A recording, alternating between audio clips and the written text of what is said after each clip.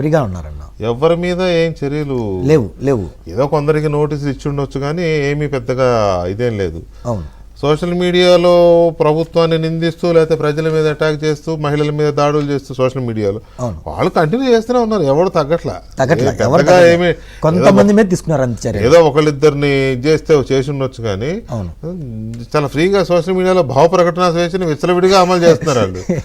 అప్పుడు నేరాలు చేసిన వాళ్ళని అప్పుడు అటాక్ నిజంగా కూడా ఆయన అన్నట్టు సుబ్రహ్మణ్యం హత్య కేసులో ఆ రోజున వాళ్ళ పార్టీ అధికారంలో ఉంది కాబట్టి 3 నెలల్లో బెయిల్ వచ్చింది. అవును.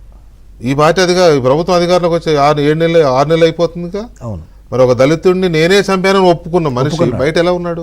ఎగ్జాంపుల్ అదే నేను జీవీ రెడ్డి గారు కూడా అడగదలుచుకున్నా మీ తరఫున. ఏం చెప్తాడు జీవీ రెడ్డి గారు?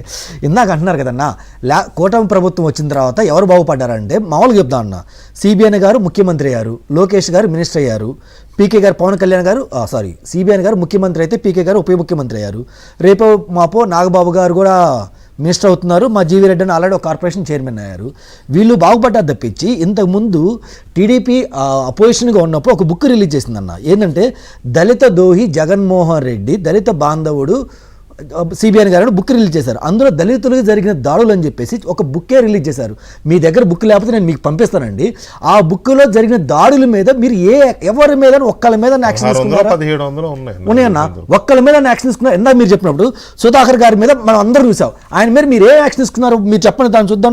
అలాగే త్వరగా కిషోర్ కానీ, లేదంటే కర్నూలు ఒక సలీం ఒక ముస్లిం బిడ్డ ఎంత ఆత్మహత్య చేసుకున్నారు. వాళ్ళు కూడా మాట్లాడలా. అంటే ఎవరి మీద మీరు దాడులు ఎవరి మీద తీసుకోలేదు మీరు చర్యలు?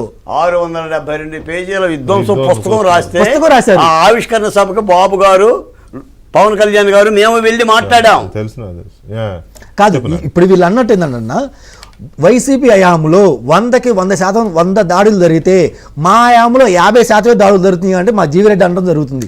అయితే వాళ్ళకి 100 దాడులు జరిగినాయి కాబట్టి వాళ్ళకి 11 ఇచ్చారు, మీకు కొంచెం 50 దాడులు జరుగుతుంది కాబట్టి రేపొద్దు మీకు 22 సీట్లు ఇవ్వాలి ప్రజలు. అది మీరు అర్థం చేసుకోండి అన్న. ఇప్పుడు వీళ్ళు ఎవరు కూడా నేను చెప్పిన పాయింట్ ఇంక్లూడింగ్ మీరు కూడా వెంకటేశ్వర అర్థం చేసుకోలేదు. కొద్దిగా గొప్ప వారు మన మురళి గారు అర్థం చేసుకుంటారు. మీకు చిన్న ఎంతసేపు చెప్పినా అర్థం కాకపోతే ఏం చేస్తాం, దీన్ని డిబేట్ని కులాల పరంగానో ప్రాంతాల పరంగానో మతాల పరంగా డైవర్ట్ చేయొద్దు. ఇందాక వారు వెంకటకృష్ణ గారు చెప్పినట్టు బాలకోట గారు ప్రతి కులంలో ప్రతి మతంలో ప్రతి ప్రాంతంలో నేరస్తులు ఉంటారు. చెప్తాను ఏదో సంఘటన జరిగింది, నేరస్తుడి కులం ఉండదు, విక్టిమ్ కూడా కులం ఉండదు అంటారు. కేవలం దళితులు కాబట్టి వనరులు ఉండదని ఆ రోజులు పోయినాయి. గతంలో లేదా అంటే ఉన్నవి, ఇప్పుడు ఆ పరిస్థితి లేదు. ఎవరు దళితులు కాదు, ఎవరు అగ్రకులాలు కాదు, ఎవరు లేదు. సమాజంలో బాధితులు అరాచకం చేశారు. ఇప్పుడు ఆ పరిస్థితి లేదు. బాధకోట గారు మీరు కొత్తగా మళ్ళీ క్రియేట్ చేయడానికి ట్రై చేయొద్దు.